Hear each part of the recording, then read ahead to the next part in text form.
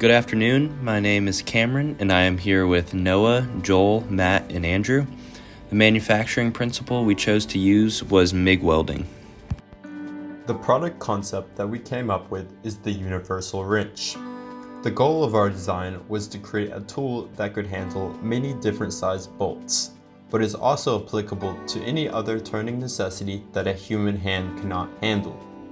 Our prototype, as seen in our CAD representation, is built with a series of 16 nuts that are 0.5 inches in diameter that have been welded together.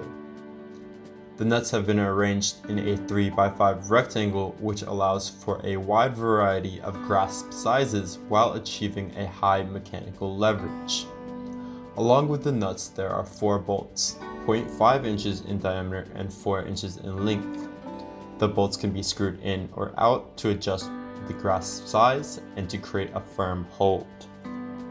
Metal inert gas, or MIG, also known as gas metal arc welding, is a type of welding used to join two metals. It was first patented in the US in 1949.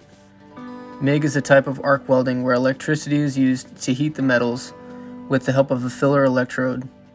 When MIG welding, an arc is formed between the electrode and the workpiece.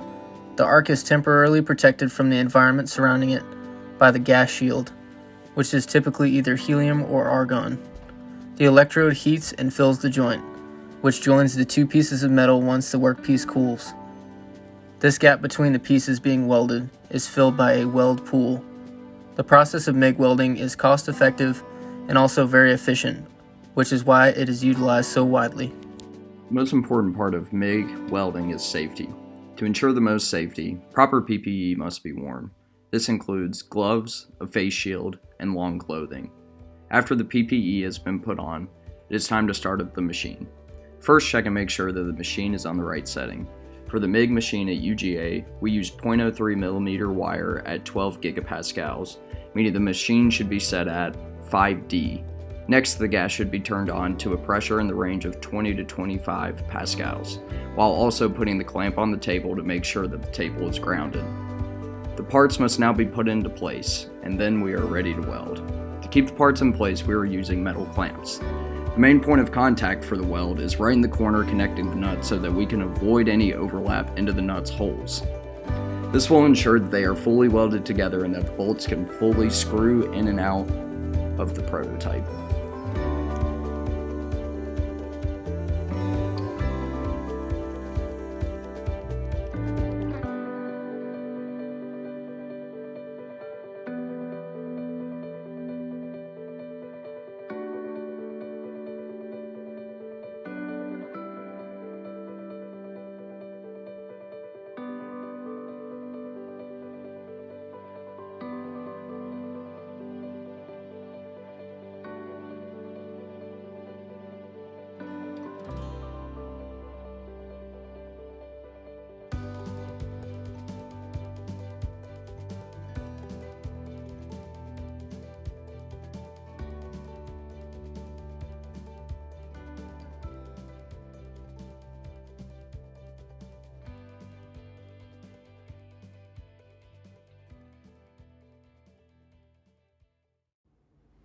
To demonstrate the functionality of the product, we unscrewed 2 tightly fastened nuts that have different diameters from separate bolts. The wrench is simple to use. Just tighten the bolts on all 4 sides until securely fastened and then turn.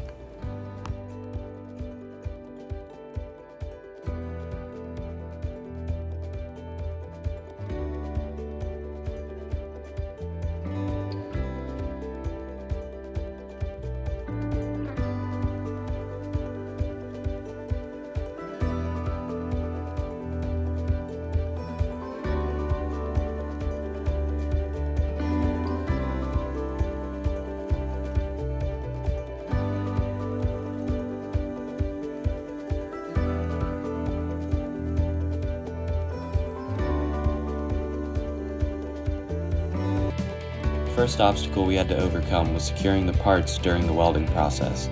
If they were not properly clamped and/or magnetized to the table, the filler would knock the parts out of place. We also found that the small joint between the nuts made it challenging to get a secure weld. Practicing the weld in trial and error made the welds better over time.